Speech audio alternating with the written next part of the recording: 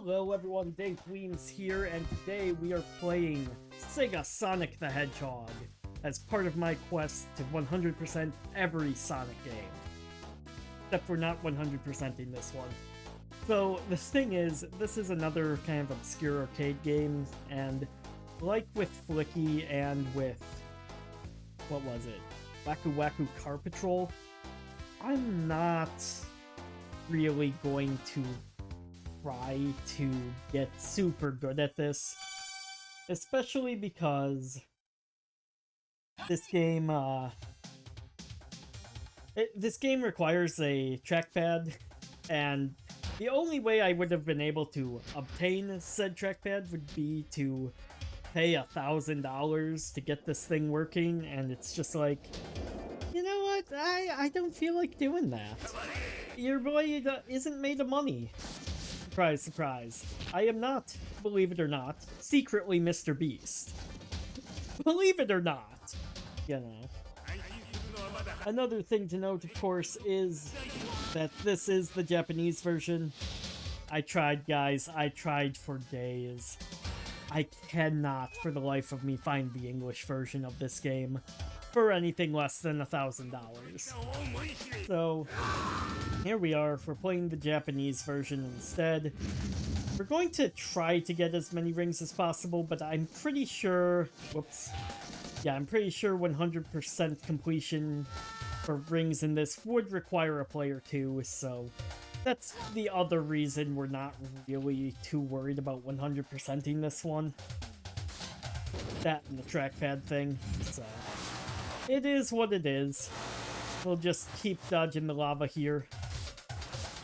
Basically, the plot to this one is the same as every other Sonic from this era. Eggman has captured a bunch of animals, and Sonic needs to stop him. Actually, this one is a little different, because one of the animals who got caught was Sonic. So, you know. And now we've got to escape Eggman's evil island as Eggman works to just blow the whole damn thing up. Which is kind of hilarious. Only 33%. See, that's what I'm talking about, man. I don't even know. Like, I would have thought that was at least a 50 or 75% ring run. How many did I miss? 21, so 33%, so I missed like 40 rings somehow. Even though I'm pretty sure I only saw like 40 total. You know. And what's nice though is, like, I'm pretty used to playing these games in Japanese though. Like, the only thing it affects is the watchability of the video, which is huge. But I can just translate it as I have been, or at least as future me will be. And I then get to still enjoy the absolute goofiness that is Sonic and Eggman's voice actors in Japanese. Which, you know, for the 90s, let's be real, anything dubbed was still kind of sketchy. Like, there are some good dubs out there, like Dragon Ball Z, or like... gosh, I can never remember the name. Cowboy Bebop. I keep wanting to call it Space Dandy for some reason. Because I'm pretty sure Space Dandy was made by the same person. But I always get the name mixed up there. And I need to stop doing that. Because, funny enough, Cowboy Bebop is the one that I've actually watched, not Space Dandy. It doesn't even make sense that I get those mixed up. But hey, you know. It is what it is. It be what it do. I think, therefore, I go fast. Also, this is a weird little crisscross route with how these levels are. Like, they're clearly labeled there, right? So you go from the top left to kind of the middle there. Or, wait, that's right. Wow, I am apparently still asleep and cannot name my right from my left at the... Oh my god, I hate that part. There we go. I always get stuck in that little in-between section. Fortunately, the game does have that recovery where you can just, like, do the Looney Tunes leg kick so that you don't fall, but it's still... The problem is, you can get stuck in basically loops, like in that section, and you're just kind of stuck between those two, because your only way of recovering is hitting the opposite button, but the opposite button just leads you to another cliff, so... Okay, I'm not sure why I teleported there. Yeah, this game is a game. It's got some problems to it. You know? But unlike Sonic 2's issue of crashing, at least, like, I can still play, even though the bugs are happening. You know, with Sonic 2, like, yeah, that thing would just crash on me, and it's like, well, there goes that run. There goes an hour to an hour and a half of my life just gone down the drain. No, 2 hours. Because a lot of the early runs of that took, like, 2 to 3 hours, depending on how much trouble the Chaos Emeralds gave me. Thank God there are no Chaos Emeralds in this one. So, here we are. We're at the trap tower. It is full of traps. Unlike the rest of the island, which totally wasn't, apparently. Like, Eggman needed a full-on backup tower with rolling nonsense and weird electrical pillars in it because reasons. Also, the Pancaker 9000s. A very nice touch, and a great addition to any evil dungeon, really.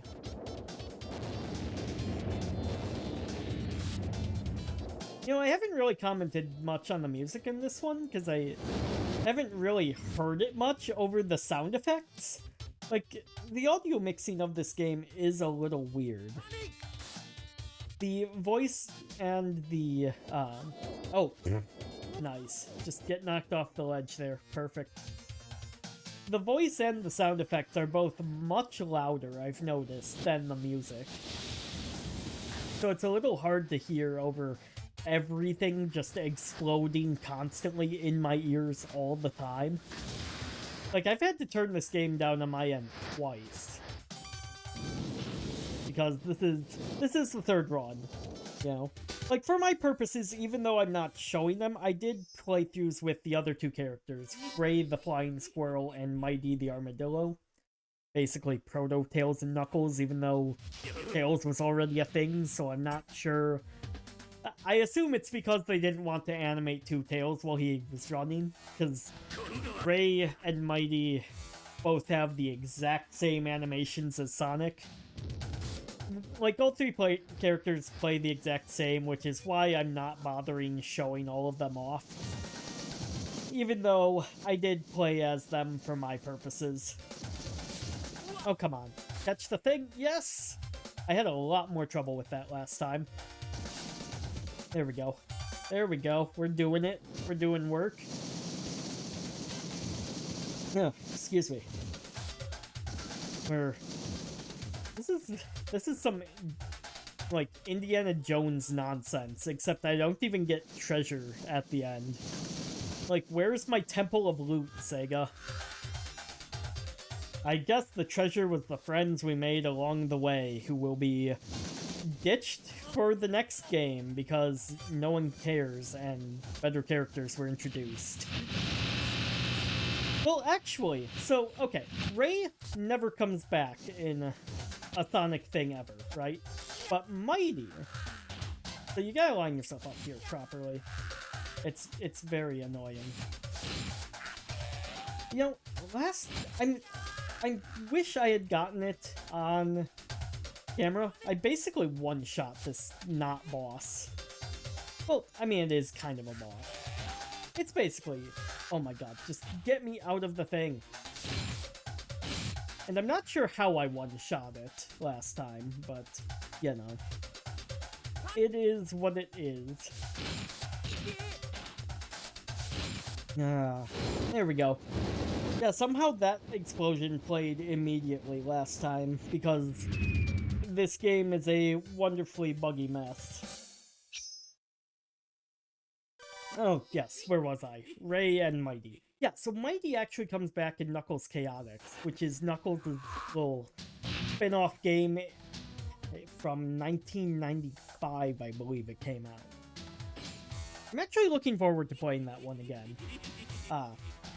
I played it, I think, 4 years ago, when I first had this idea to play all the Sonics, but I wasn't 100%ing them at the time, and I didn't have the YouTube channel, so, you know, all of that was done off-screen. And I'm looking forward to being able to play it again, though, because that one has very unique partner mechanics that I kind of wish they had more of in, like, other Sonics.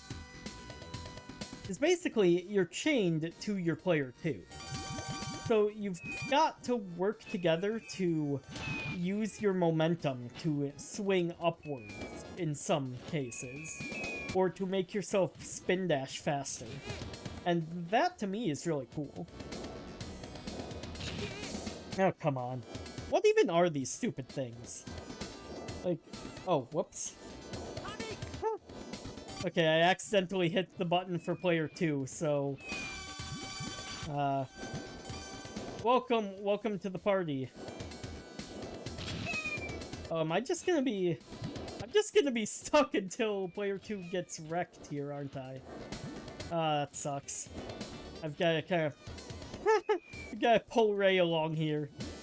How did I accidentally hit that button? Yeah, okay. Now he's dead. We're good. Be gone, Ray. It was a very nice time having to drag you with me. But please leave the franchise. You don't have to go home, but you can't stay here. Maybe Bubsy can take you in.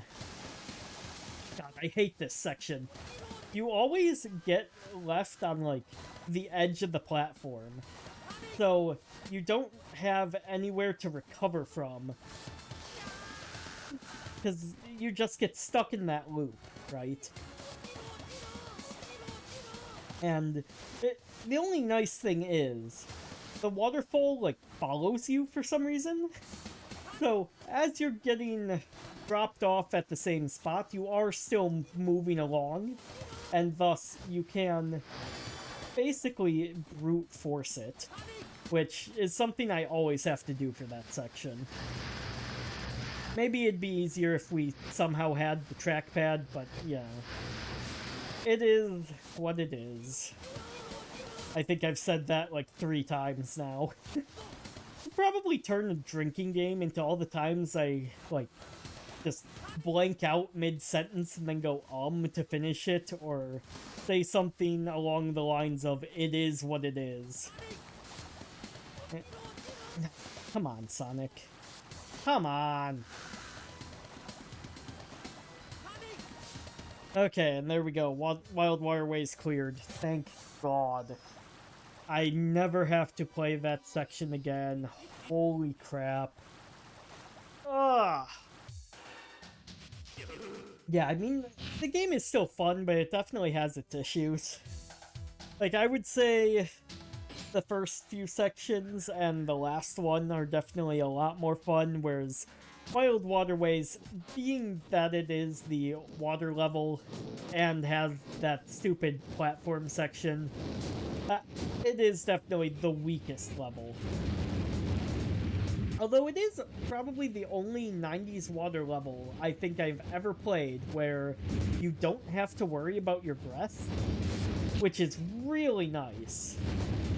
I like not having to worry about that stupid mechanic. You know, and what is it? Sonic Superstars is coming out in a few months from recording this. So, I'm excited for that game. I think they're gonna do a great job with it from what it looks like. I really hope there is no underwater level, I hope that in today's day and age, the year of our Lord 2023, we have gotten away from the design of 90s water levels because they were never fun. And this is coming from someone who had Echo the Dolphin growing up, which was a Sega Genesis game that was basically one big water level, right? Because you're playing as a dolphin, so it made sense. And the game sucked. The game sucked. I'm sorry. I cannot believe they made a sequel to that because who wanted to play more of that water level? So anyway, here we are, final hallway. Time for our big showdown with Eggman. I love the Japanese voice actor for Sonic. I really do. And then Eggman does the completely reasonable thing of just hitting the self-destruct button and running. You know? No Metal Sonic fight, no giant robots, just I'm gonna hit this button and then just dash off to an island vacation. Have fun. Which I suppose this would have been his island vacation, come to think of it. Like, yeah, Sonic and his buddies here basically just ruined Eggman's little beach getaway. Like, Eggman was gonna just sit out in the sun, you know? Maybe play some volleyball, do some swimming. And Sonic's just like, no, you don't have nice things. You don't get to have anything cool in your life. And that's why Eggman had to resort to capturing him in the weird tank thing that...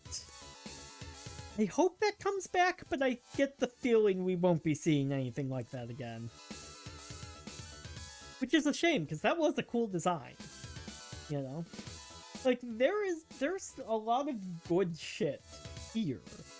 It's just the game's a little messy. And part of that could just be because of what I had to do to be able to play the game. But, you know. Whatever. Whatever. So there we go. There's a little after credit scene here that we'll watch.